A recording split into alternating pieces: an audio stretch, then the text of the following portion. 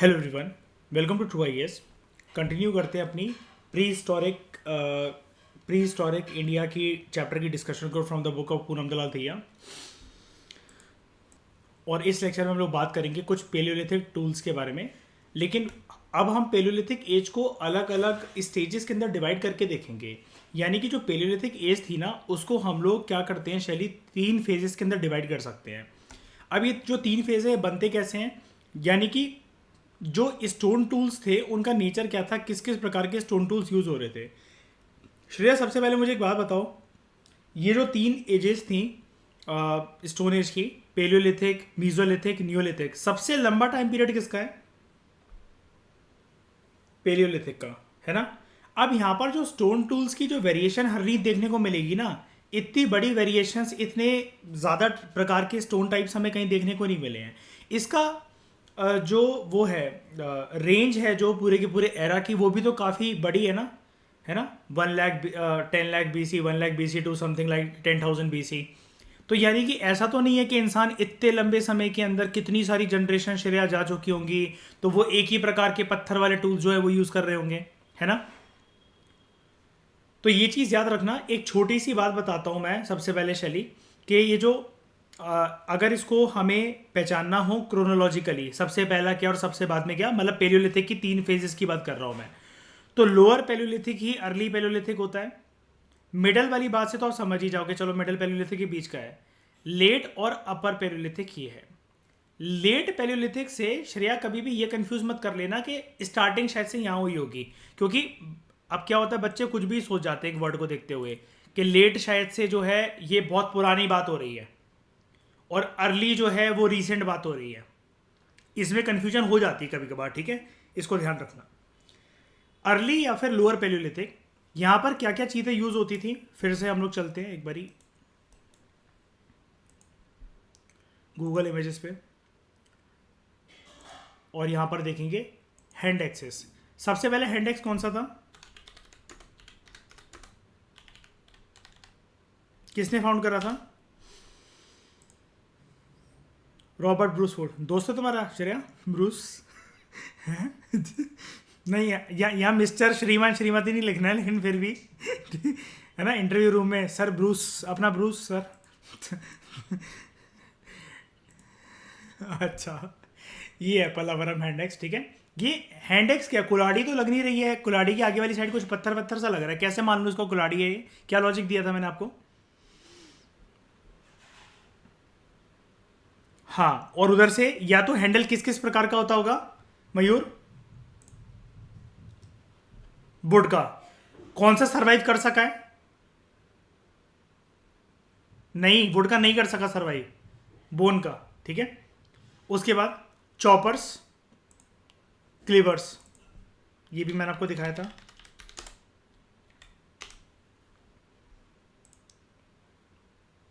Chopper, chopper tools कूटने के काम आएगा, किसी चीज़ को बारीक करना है तो। एंड क्लेवर टूल, क्लीवर कहते हैं वैसे इसको।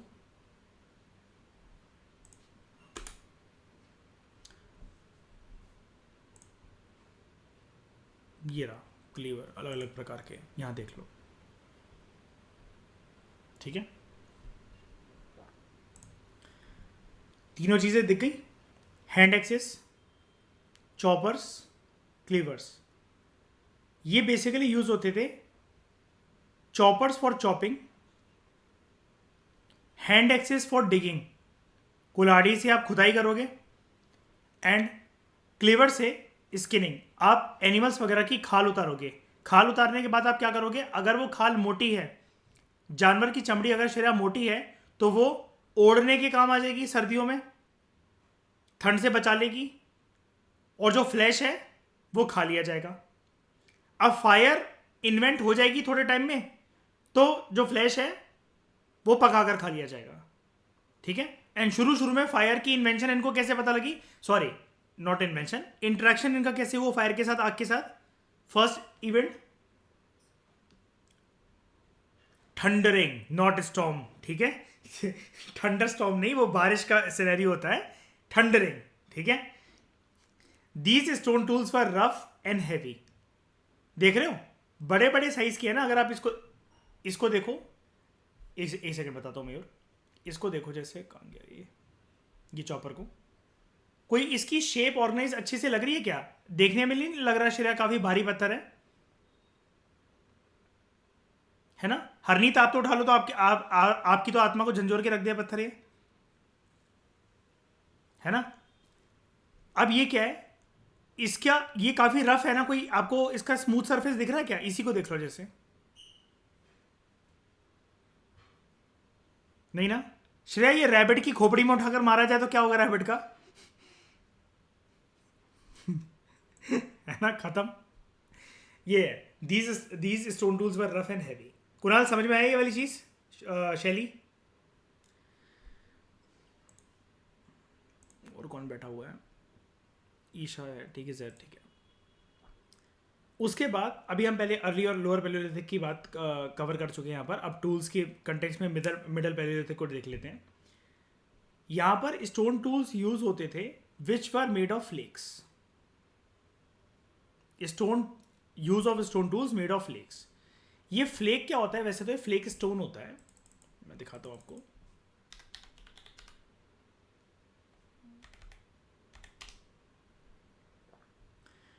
फ्लेक में आपको बेसिकली क्या करना होता है, ये देखो सबसे best photo, just a minute.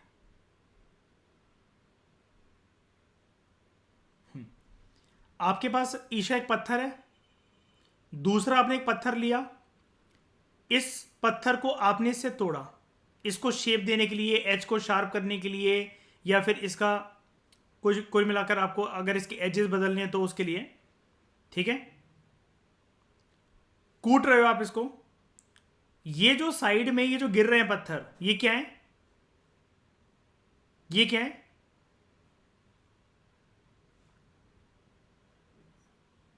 क्या? हाँ, छोटे छोटे पेबल्स, पत्थर कंकड़ वगैरह हैं ये। एंड ये जो स्टोन आपको मिलेगा, ये बेसिकली जो छोटे छोटे गिर रहे हैं ये भी फ्लेक्स हैं।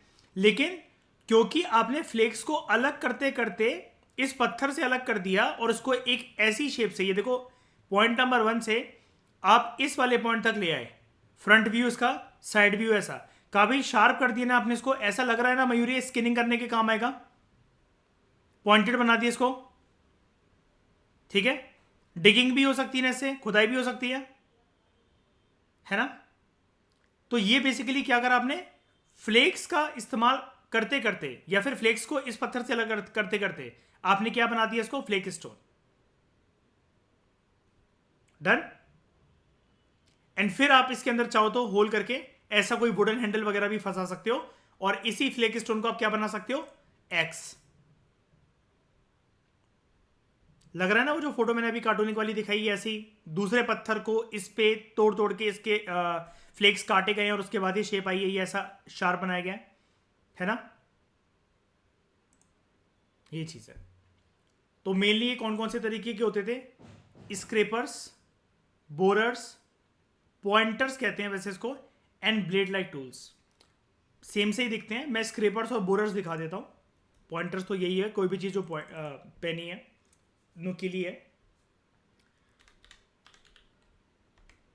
स्क्रेपर, ये स्क्रेपर रफ तरीके से ये, और बाद में जो इसकी प्रिसाइसनेस आई तो कुल मिलाकर ऐसे वाले ये ब्लेड ही है, वही पॉइंटर मैंने कहा ना, सेम चीज है। तो स्क्रेपर्स, बोरर देखो कोई फर्क नहीं दिखेगा।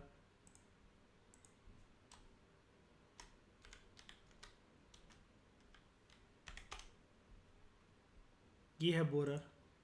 पॉइंटिंग एज है इसका कि नहीं है बताओ, है ना जैद? पॉइंटेड एज है इसका, ठीक है। पॉइंटर्स,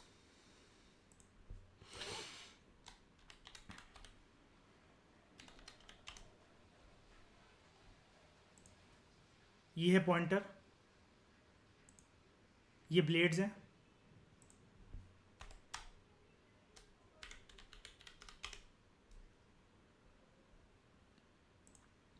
ये ब्लेड्स हैं। क्लियर हुआ? एक बार के लिए मैंने आपको सब कुछ दिखा दिया। ये जो टूल्स हैं they became smaller and there was a decrease in the use of hand axes in relation to other tools. क्यों? एरा देख रहे हो, लोअर पैलियोलिथिक से अब हम मिडिल पैलियोलिथिक की तरफ बढ़ गए, तो स्टोन टूल्स में यहां पर आपको प्रिसाइसनेस देखने को मिली थोड़ी सी। अगर आप इसी को देख लो, जैसे देखना, इसको दिखाता हूं मैं जरा, कहां गया ये,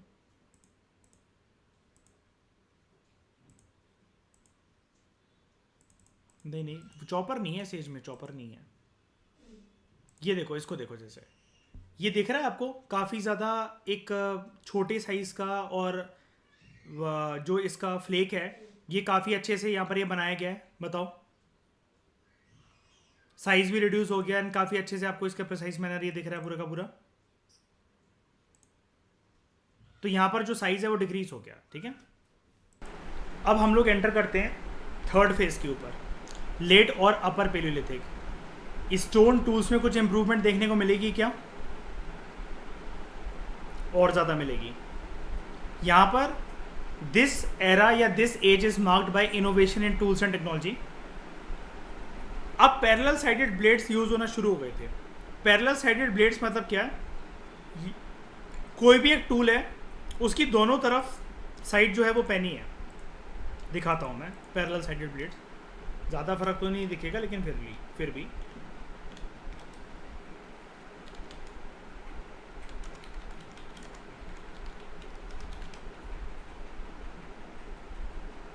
पैरेलल साइडेड ब्लेड्स आपको देखने को मिलेंगी। कुछ इमेज तो वो वही वाली दिखा रहा है,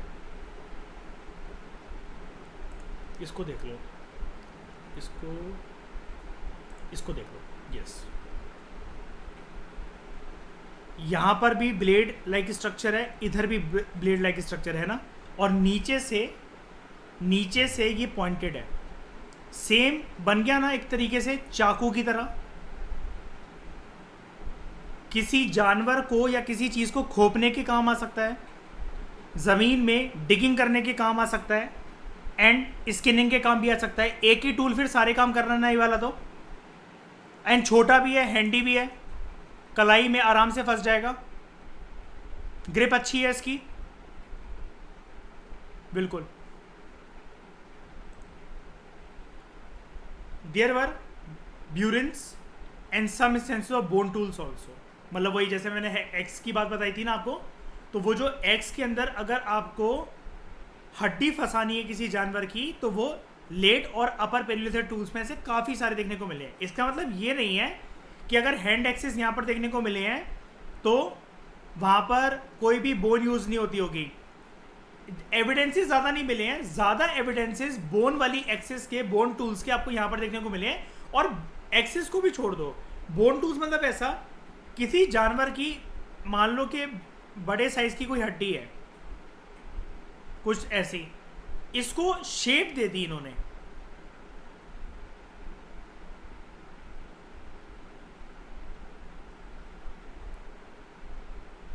ऐसे से ऐसा कर दिया, क्या बना दिया आगे? बोन को पॉइंटेड बना दिया। ब्यूरिन बताता हूं, ब्यूरिन क्या होता है।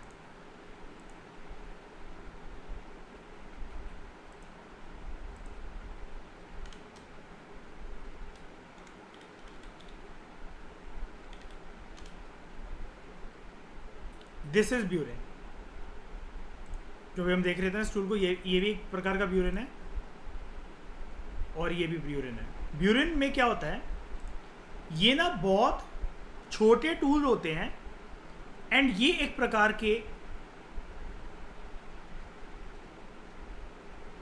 नीडल की तरह फंक्शन करते हैं। अब उस जमाने की नीडल को आप इतना तो एक्सपेक्ट कर नहीं सकते हो, शैली के जैसे हमारे घर में सुई धागा होता है उतनी छोटी होगी। ये उसके अंदर कैसे ना कैसे मैनेज करके जो एनिमल्स की स्किन उतारी है ना, जैसे मान लो शेर की खाल उतार ली, और शेर की खाल से अपनी बॉडी को ढकना है, मान लो श्रेया, और कमर पे पहनना है उसको कुछ बनाकर, वेस्ट में कुछ क्लोथ पहनना है। अब सिलना भी तो पड़ेगा ना, अगर वो हमारी कमर से टिकना चाहिए तो वो सिलना भी तो पड़ेगा ना। तो यहाँ पर सबसे पहले मुझे एक बात बताओ, were they familiar with some amount of cotton या थ्रेड लाइक स्ट्रक्चर वगैरह, ऐसा कुछ था क्या इनके पास? वो ज़्यादा तो नहीं था, लेकिन फिर ये बांधते कैसे थे? टहनियाँ होती ना, टहनियाँ पेड़ की, या पतली पतली डालें जो होती हैं, या ग्रासेस होती हैं, उसकी एक थ्रेड लाइक स्ट्रक्चर बना लिया, उससे भी बांध लेते थे। लेकिन किसी भी चीज़ में अगर प्रिसाइज मैनर में छोटा सा नीडल लाइक होल करना है, मैं ज़रूरी नहीं है, मैं तो एक पर्सपेक्टिव दे रहा हूँ, एक एग्जांपल दे रहा हूँ कि टाइगर की खाल से कमर पर बांधने के लिए एक कुछ बांधना है, उसे कुछ पहनना है।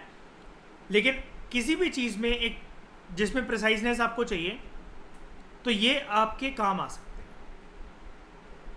मान लो कि स्किनिंग हो रही है, अब स्किनिंग जो हो रही है एनिमल बॉडी की, वहाँ पर कोई जो ऑर्गन है या जो चेहरे वाला जो हिस्सा है, वहाँ से इनको फ्लैश निकालना है, या किसी जानवर की आंखें निकालनी है, तो उसके लिए तो हमें प्रिसाइज छोटे छोटे टूल्स चाहिए ना। तो आप अनलिमिटेड इसका कंक्लूजन निकाल सकते हो कि अनलिमिटेड तौर तरीकों में ये यूज़ होता होगा ये टूल। इसके बहुत सारे यूजेस होते होंगे, देख लो, साइज ही देख लो, तो प्रिसाइज नहीं देख लो, ठीक है। उसके बाद जो लोअर पैलियोलिथिक कल्चर है या अर्ली पैलियोलिथिक कल्चर है, लोकेशन की अगर हम लोग बात करें कहाँ कहाँ देखने को मिलता है, लोकेशन भी नहीं बोलना चाहिए, साइट्स। इसकी क्या क्या साइट्स हैं? It is found in Zoan and Sohan river valley, Pakistan में है। कश्मीर, थार डेजर्ट, उधर राजस्थान में जगह डिडवाना, वहाँ पर। हिरन valley Gujarat, Bhimbetka rock shelters Madhya Pradesh के अंदर, बेलन वैली और मिर्ज़ापुर यूपी के अंदर। मिडिल पैलियोलिथिक, ऐसा तो नहीं होगा ना श्रेया कि एकदम से एरिया बदल जाएगा, लोग एकदम से माइग्रेट कर गए थे, बहुत स्लोली माइग्रेट करते थे, है ना। हंटर गैदरर्स बेसिकली एक ही जगह घूमते हैं, एंड हंटर गैदरर्स को आप क्या बोल सकते हो?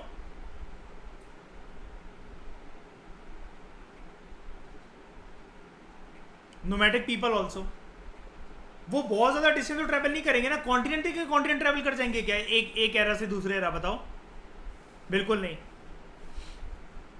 इनफैक्ट जब इंसान ने खेती बाड़ी की खोज करी थी, तो मयूर आपको याद होगा, स्लैश एंड बर्न एग्रीकल्चर सबसे पहले वो प्रैक्टिस करते थे कि ज़्यादा झोल झाल में नहीं फंसना है, दोबारा फर्टिलिटी गेन करके वापस इधर आ जाना है कुछ सालों के बाद लौट कर। ऐसा होता था क्या क्यों शैली कि किसी टाइम पर यूपी में, फिर कर्नाटका तक चले गए, फिर असम पहुंच गए, वहां से फिर गुजरात पहुंच गए, इतनी दूर दूर डिस्टेंसेस ट्रैवल होते थे क्या? बिल्कुल नहीं। 3rd सेंचुरी बीसी की बात है श्रेया। इंडस वैली सिविलाइजेशन, जो इंडस और उसके ट्रिब्यूटरीज के किनारे जो लोग बसे हुए थे, 6th सेंचुरी बीसी में जाके आगे जाके वो यूपी की तरफ जाकर मिलते हैं। फिर वो मयूर, जब आयरन इन्वेंट होता है, 3 सेंचुरी ले ली उन्होंने आगे बढ़ने के लिए यूपी तक। सोच रहे हो? जस्ट इमेजिन श्रेया, पंजाब से यूपी तक आने के लिए 3 सेंचुरी लग गई सेटल होने के लिए। और इंडस वैली सिविलाइजेशन, वो तो सिविलाइजेशन था, ये तो फिर भी क्या है, स्टोन एज है। यहाँ पर तो इंसान को जो सहूलियत मिल रही है वो उसकी कदर करके उधर रहना सीख रहा है, क्योंकि उसको पता है नई जगह पर जाकर, भाई मुझे, उनको नहीं पता, मतलब ये ज़्यादा असमंजस में रहते थे कि इनको नहीं पता कि जो रिसोर्सेज यहाँ मिल रहे हैं वो आगे भी मिलेंगे कि नहीं मिलेंगे। तो middle palaeolithic, it is found in Son river valley, Narmada, Tungabhadra river valleys, Potwar plateau, ये इंडस और झेलम के बीच में है, Sanghao cave near Peshawar Pakistan. Late और अपर पैलियोलिथिक, इनमें से सबसे लेटेस्ट कौन सी एज है अर्ली स्टोन एज की? पैलियोलिथिक एज में लेट या फिर अपर, सबसे लेटेस्ट कह रहा हूं मैं, यही है ना। It is found in Andhra Pradesh, Karnataka, Maharashtra, central Madhya Pradesh, southern UP, छोटा नागपुर प्लेट्यू। जो बोन टूल्स हैं, जो कि ऊपर हम लोग बात कर रहे थे ना, ये इसकी बोन टूल्स की, बोन टूल दिखा देता हूँ एक बार, दिखाई नहीं ना आपको कैसे होते हैं।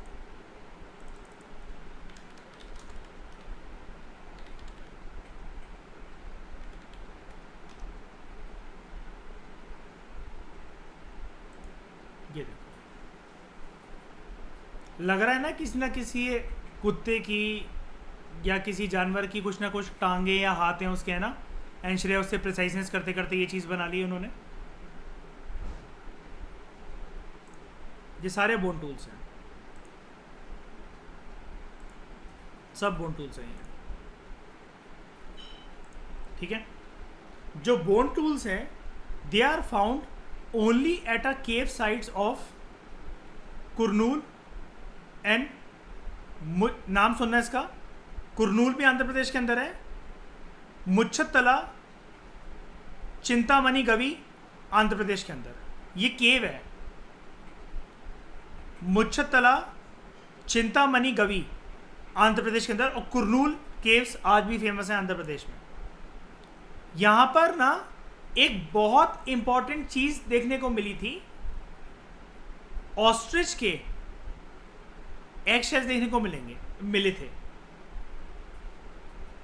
ऑस्ट्रिच की क्या खास बात होती है, इसकी क्या कैरेक्टरिस्टिक्स है कि अर्थ पे ये क्या है, कैसी चिड़िया,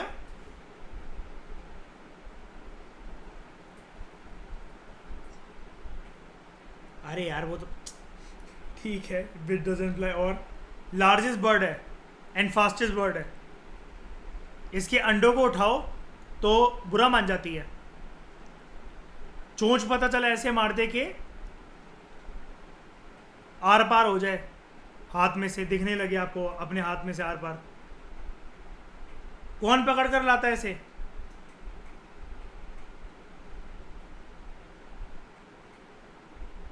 अलाउद्दीन खिलजी। हिंदी में क्या बोलते हैं इसको, शुतुरमुर्ग। श्रेया ऑस्ट्रिच जानते हो ना शैली, क्या होता है ऑस्ट्रिच?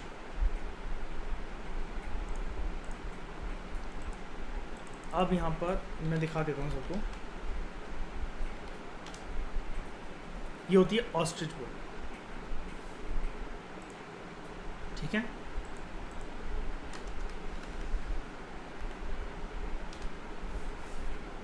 ऑस्ट्रिच के अंडे,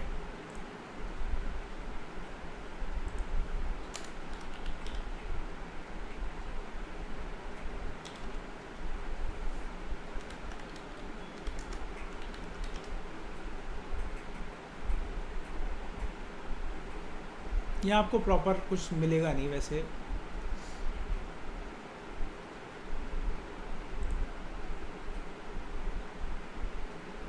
ये है अपर पैलियोलिथिक में ऑस्ट्रिच के एग के एविडेंस।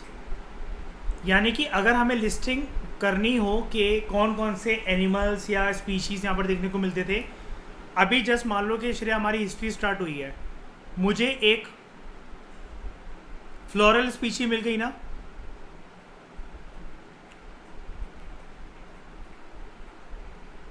फॉनल स्पीशीज मिल गई ना, क्या, ऑस्ट्रिच। इसको याद रखना, ठीक है, स्टिकी नोट में डाल लेना श्रेया अपने। शेल और stone beads have been found in Andhra Pradesh and Patne in Maharashtra. ये पटना नहीं है, पटने हैं, ठीक है। बड़ी सारी साइट्स जो आपको यहाँ पर नाम से मिलेंगी ना, हो सकता है कि उनके अब जो नाम आप गूगल पे सर्च करो शैली, वो चेंज हो जाएं। उसका सिंपल सा रीज़न हरनीत ये होता है, ब्रिटिश ईस्ट इंडिया कंपनी के टाइम पर ये सारी खोज होना स्टार्ट हुई थी, अंग्रेज़ों ने करी थी उस टाइम पर हिंदुस्तान में खोज, है ना श्रेया। बाद में फिर आप जानते हो कि नामकरण कितना कितना बदलता रहता है हिंदुस्तान में, तो उसमें कोई टेंशन वाली बात नहीं है। टेंशन वाली बात सिर्फ खुद के लिए रखना कि आपको ये ओरिजिनल साइट जो कि किताबों में दे रखी हैं, हिस्ट्री की बुक में दे रखी हैं, आपको वही वाले नाम यूज़ करने हैं एग्ज़ाम के अंदर भी, वही पहचान में आपको ऑप्शंस के अंदर आने चाहिए, फिल्म्स के अंदर। और आपको ये भी पता होना चाहिए कि आज ये जगह कहाँ पर है। वैसे तो पूनम दलाल दहिया की बुक काफ़ी सही है श्रेया, क्योंकि सब कुछ बता दे रही है ब्रैकेट के अंदर कि क्या है क्या नहीं है, लेकिन फिर भी एक बार खुद से आपको पता होना चाहिए। अब देखो, हाँ हाँ बोलो बोलो। हाँ, ये केव का नाम है एक कुरनूल केव है, ये देखो केव साइट्स, मैंने इसलिए तो सर्कल करा इसको, केव साइट मुच्छतला चिंतामणि गवी, ये आंध्र प्रदेश के अंदर केव साइट है।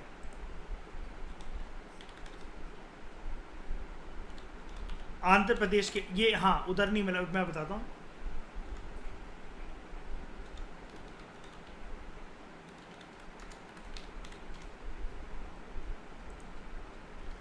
मुच्छतला चिंतामणि गवी ये जो बोल रहा है ना केव्स, सिंपली इनको गवी केव्स भी बोलते हैं। आज के नाम पे, आज के टाइम पे इनको बोलते हैं बेलम केव्स। आ गया ना ये नाम, देखो इस जगह पर ये जो रेड मार्क से आपको निशान दिख रहा है ये, ठीक है। और अब ये पूरे का पूरा स्ट्रक्चर क्योंकि इसका चेंज हो गया है, तो अब ये वो सिनेरियो नहीं दिखेगा आपको यहाँ पर। अब तो ये अच्छा सा डेवलप होकर ये सब बन गया है। पहले था ये कुछ ऐसा, ये ठीक है। जो आप कह रहे हो ना, यहीं पर मिले हैं वो ऑस्ट्रिच के एक्शेल्स, ठीक है, इसी जगह पर। वो खुद कह रहा है, देखो कहाँ गया, बोन टूल्स जो हैं और ये सारी जो चीज़ें ज़्यादातर आपको आंध्र प्रदेश में ही देखने को मिली है। और इसके अलावा जो और ऑस्ट्रिच के शेल्स हैं, और दूसरी जगह, एक तो आंध्र प्रदेश पे जुआ खेल सकते हो, दूसरा जुआ खेलना है तो महाराष्ट्र के अंदर। देखो लिखा भी हुआ है, shell and stone beads have been found in Andhra Pradesh and Patne in Maharashtra. दो जगह याद रखना, Andhra Pradesh plus Maharashtra.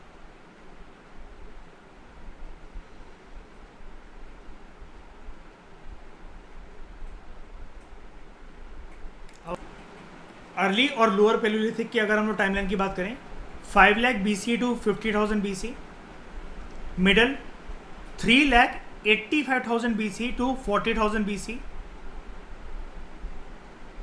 And late और upper palaeolithic 40,000 BC to 10,000 BC। Precise तरीके से हमें ये याद रखने की ज़रूरत नहीं है। मैं फिर भी बस एक, जितने बार मैं रिवीजन करता हूँ, जैसा कि मैं कहता हूँ ना कि चलिए दिमाग को स्पेशल फोकस करवाने की ज़रूरत नहीं है इसके ऊपर, बार बार रिवीजन करते करते हैंडी हो जाएगी वाली चीज़। मुझे एक बात बताओ, अगर मैं आपसे सिर्फ सिंपल ये बोलूँ पैलियोलिथिक, मीजोलिथिक और नियोलिथिक, आपने क्या सीखा अभी तक? सबसे बड़ा एरा किसका है in terms of time? Palaeolithic का। और इन तीनों में सबसे बड़ा जो है टाइम ड्यूरेशन किसका है? अर्ली और लोअर पैलियोलिथिक। कहने का मतलब ये है,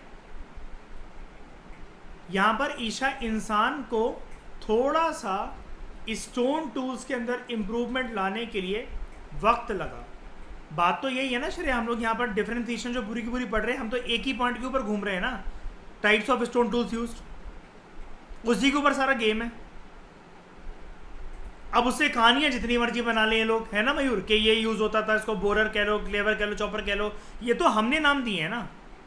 इंसान को मिलाकर पत्थर के टूल्स जो हैं, पहले बड़े, फिर छोटे, फिर शार्प, फिर एजेस, फिर फलाना डिगमा, ये यूज कर रहा था। उसी के बेसिस पर ये एज है ना। डेट तो किसी का बाप भी नहीं बता सकता कि यहां से यहां तक कैसे जंप आया, है ना। ये चीज है। अब मैं आपको एक की फैक्ट बताता हूं। हम लोगों ने एक चीज पढ़ी थी, पैलियोलिथिक एज कौन से एरा से बिलोंग करता है? श्रेया नाम याद है? लास्ट क्लास के अंदर प्लीस्टोसीन एरा, जिसको आइस एज भी कहते हैं। अब यानी कि क्या मैं ये बोल सकता हूं ये भी आइस एज का पार्ट है, ये भी आइस एज का पार्ट है, ये भी आइस एज का पार्ट है? क्योंकि रूल ये कहता है कि पैलियोलिथिक एज ही अपने आप में आइस एज का पार्ट है, प्लीस्टोसीन एरा का पार्ट है, हाँ कि ना? लेकिन जैसा कि मैं बार बार आपको एक हायर लेवल की एनालिसिस दे रहा हूं कि पैलियोलिथिक, मीजोलिथिक, नियोलिथिक में से सबसे बड़ा एरा टाइम फ्रेम कौन सा? पैलियोलिथिक का।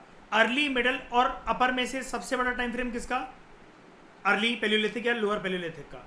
अब आइस एज में तो तीनों कवर होते हैं, लेकिन सबसे बड़ा वक्त आइस एज में, आइस एज का किसने जिया है? वो है अर्ली या लोअर पैलियोलिथिक। यार ये जाहिर सी बात है ना श्रेया, कॉमन सेंस वाली बात है। अगर कोई पर्सन ये वाला रूल जान ले कि इसका टाइम ड्यूरेशन सबसे बड़ा है इन तीनों में से, और ये पैलियोलिथिक अपने आप में से मयूर आइस एज का पार्ट है, तो ज्यादातर पार्ट तो यही कवर हुआ ना आइस एज के अंदर। बस इस एनालिसिस को जानने के लिए दिमाग शांत रहना चाहिए, इसलिए मैंने बताया, क्योंकि गलती नहीं हो रही हमसे, ठीक है। Middle Palaeolithic establish only in 1960, तब ढूंढा गया था इसको बाय HD संकालिया।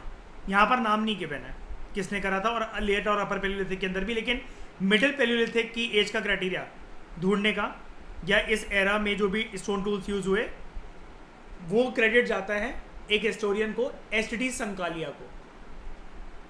आपके दिमाग में आया होगा ये हिस्टोरियन को क्रेडिट क्यों दिया जा रहा है? शैली, इन्होंने ना प्रिसाइज तरीके से ये बताया था अपने कलीग्स को कि हरनीत ये जो टूल्स यूज हो रहे हैं ना, इन्होंने बोला कि अगर शार्प तरीके से नोटिस करो, इन्होंने अपने, जैसे मैंने मान लो श्रेया आप और मैं आर्कियोलॉजिस्ट हैं, ठीक है, हम लोग पुरानी चीज़ों की खुदाई करते जा रहे हैं। मैंने बोला, मैं कहा श्रेया यार एक चीज़ देखना ज़रा, यार हम जो ये दूसरी साइट्स पर जाकर ये जो टूल्स अब ढूंढ रहे हैं, मैं बोलूँगा आपसे श्रेया कि तुम्हें नहीं लगता कि यार ये थोड़े से इन वाली साइड से अलग देखने को मिल रहे हैं? तो आपने कहा नहीं, मेरे को तो सेम ही लग रहे हैं। मैं कहा नहीं यार, ध्यान से देखो, थोड़ी सी ज़रा इनके अंदर शार्पनेस आ गई है, अच्छे दिख रहे हैं टूल्स, साइज़ भी थोड़ा सा कम हो गया है। आपने कहा नहीं यार फालतू की बातें कर रहे हो। मैंने कहा कार्बन डेटिंग मेथड करवा लो इसका, डाउट है अगर, तो उससे तो मयूर एज पता लग जाती है ना। कार्बन डेटिंग मेथड हुआ एंड श्रेया हम शॉक हो गए। कैसे? हमें देखने को मिला कि जो टूल्स हम लोग इस वाली साइड्स के देख रहे थे ना अभी तक, लेफ्ट साइड वाली, ये और इसके बीच में जो टाइम गैप है काफ़ी सालों का है, हज़ारों और लाख साल का है कम से कम। इसका क्रेडिट जाता है, इस प्रकार का जो योगदान करा वो एच.डी. संकालिया ने करा था। एंड मिडिल पैलियोलिथिक को एक नाम दिया जाता है, ये नाम आपको अच्छी से अच्छी बुक, हिस्ट्री ऑप्शनल की बुक में भी नहीं मिलेगा, नेवासन इंडस्ट्री। क्यों? जैसे याद है एक रूल जैद, हम लोग इंडस वैली सिविलाइजेशन को हड़प्पन सिविलाइजेशन कहते हैं, वो इसलिए क्योंकि Harappa was the first site to be discovered. Pre historic India की भी एक कहानी है, किसकी? पैलियोलिथिक एज की। कौन से पैलियोलिथिक एज की? मिडिल पैलियोलिथिक एज की। कि मिडिल पैलियोलिथिक एज को नेवासन इंडस्ट्री इसलिए कहा जा रहा है because Nevasa was the first site to be discovered. और कौन सी, मतलब first site to be discovered और मिडिल पैलियोलिथिक, यहां पर देखा गया था एच.डी. संकालिया के द्वारा श्रेया कि नेवासा में महाराष्ट्र में मिलने वाले, महाराष्ट्र की नेवासा साइट में मिलने वाले टूल्स इन सारी साइटों से भिन्न हैं, अलग प्रकार के हैं, साइज में, शेप में, प्रिसाइजनेस में। ये उनकी चील जैसी निगाहों ने ढूंढ लिया था ये डिफरेंशिएशन। ये एनालिसिस समझ में आई शैली, हरनीत, सबको? ईशा, कुणाल, जल्दी बोलो भाई, बुत बन के मत बैठा रहा करो। देख रहे हैं, पहले सोच रहे हैं स्क्रीन की तरफ क्या बोलूं। उसके बाद होमोसेपियंस, अपर पैलियोलिथिक के अंदर Homo sapiens first appeared at the end of this phase. एक बात दिखाता हूँ, एक चीज़ दिखाता हूँ आपको। ये चीज़ याद है, हम लोग ये पढ़ रहे थे पैलियोलिथिक एज का जो पर्सन था उसकी जो प्राइमरी पहचान थी वो थी होमो इरेक्टस स्पीशीज, है ना। थोड़ी सी क्रोनोलॉजी अगर मैं यहाँ पर आपको दिखा दूँ तो ये देख लो, पहले Australopithecus, Homo habilis, homo erectus, homo Neanderthals and last है सबसे डेवलप्ड स्पीशीज ह्यूमंस की, वो है होमो सेपियंस। क्या हम बोल सकते हैं श्रेया यही आज हमारी प्रेजेंट पहचान है?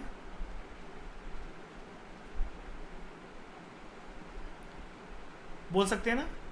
अगर हमसे कोई पूछे ईशा ये जो हमारी आज की पहचान है होमो सेपियंस, या फिर आप इनको और एडवांस कह लो होमो सेपियंस, कुल मिलाकर होमो सेपियंस, हमें एक डाउट तो आ सकता है ना कि होमो सेपियंस की स्पीशीज कहां पर देखने को मिलती है? क्या पैलियोलिथिक के अंदर, क्या मीसोलिथिक के अंदर, क्या नियोलिथिक के अंदर? आंसर है इसका पैलियोलिथिक के अंदर ही देखने को मिलती है, लेकिन यहां पर अपर पैलियोलिथिक के अंदर। श्रेया ये सारी एनालिसिस छोटे छोटे पॉइंट्स में लिखनी है स्टिकी नोट्स में, ये ठीक है?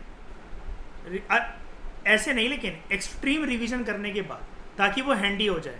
एंड जब वो जबान को याद होने लगे उन शीट्स को फाड़ देना है और छोटे नोट्स बनाने हैं। और नोट्स और छोटे कब बनेंगे? जब वो चीज़ें सब कुछ पढ़ने के बाद फिर भी कुछ ऐसी चीज़ें रह गई 15-20 सारे चैप्टर में से जो कैसे भी करके टेस्ट में गलतियां हो रही हैं, जो भूलते चले जा रहे हैं। ऐसे ही करते करते हर बुक आपको 25 पेजों के अंदर उतारनी है एंड में जाते जाते। Homo sapiens, they first appeared at the end of this phase, thereby making increase in the cognitive capability of humans. वही मैंने बताया ना, ज़्यादा समझदार इंसान, और ये प्रेजेंट इंसान है। प्रेजेंट स्पीशीज इंसानों की। This phase also considered with the last phase of ice age. जाहिर सी बात है ना ईशा, ये पूरा का पूरा एरा जो है वो प्लीस्टोसीन एरा, आइस एज का एरा है ना मयूर। लार्जेस्ट पार्ट यहाँ पर कवर हो गया। जब पेलियोलिथिक खत्म होने लगा तो आइस एज भी तो खत्म हो रहा है ना। क्लाइमेट यहाँ पर बन गया वार्म एंड लेस ह्यूमिड। ये सिर्फ जो श्रेया एक पैराग्राफ दिख रहा है ना, अगर मैं इसको A4 शीट पे लिखूँ ना तो यहाँ पर इसके बहुत सारे पॉइंट्स मुझे मिल सकते हैं। नंबर 1, होमोसेपियंस अपीयर हुए। नंबर 2, इंसानों की यहाँ पर कॉग्निटिव कैपेसिटी बढ़ी। नंबर 3, ये लास्ट फेज चल रहा था आइस एज का। नंबर 4, क्लाइमेट यहाँ पर बना warm and less humid. And number 5, यहाँ से खुद से मैं इस पॉइंट के बेसिस पे, फोर्थ पॉइंट के बेसिस पर एक पॉइंट कह सकता हूँ,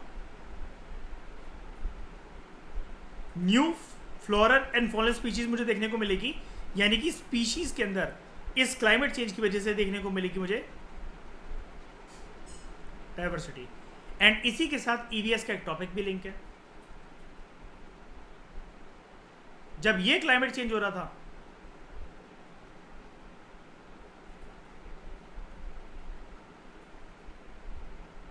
मास extension event was also there.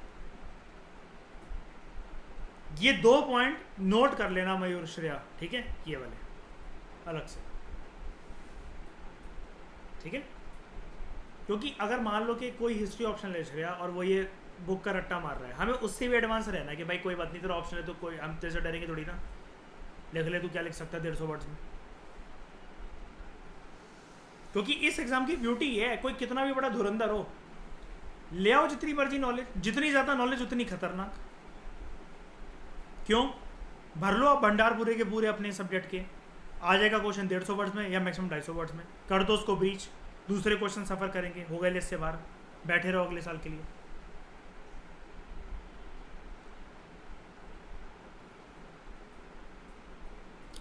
अब मीसोलिथिक एज को स्टार्ट करेंगे हम लोग अगले लेक्चर से, लेकिन एक बात बता देता हूँ।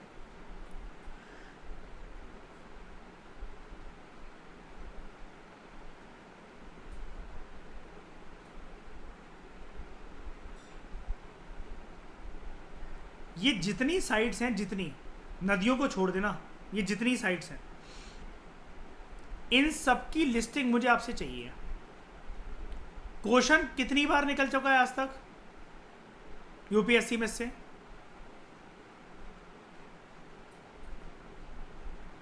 तीस सालों में 2 बार। ये साइट से क्यों करवा रहा हूं फिर भी मैं? क्योंकि श्रेया हमें दोबारा यूपीएससी नहीं देना है, बस ये 2024 तक याद रखना है बस हमें, इसलिए।